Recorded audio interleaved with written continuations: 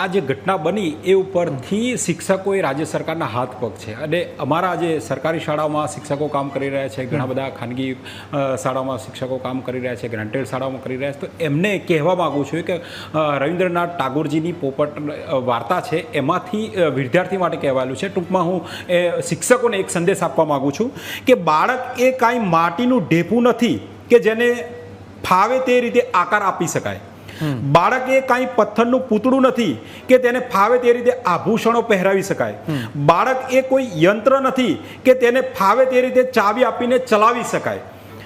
બાળક તે તો છે એક જીવંત, અત્યંત સૂક્ષ્મ, મૃદુ અને સંવેદનશીલ પંખીડું. આ પંખીડું છે રહસ્યમયતાનો સંપુટ. ખૂબ સમજથી, ખૂબ કોમળતાથી, ખૂબ કાળજીપૂર્વક તેને વિકસાવવાનું છે. પુષ્પની પાંખડીઓ ખુલતા પૂર્ણ વિકસિત કમળ બને તેમ તેને ખીલવવાનું છે.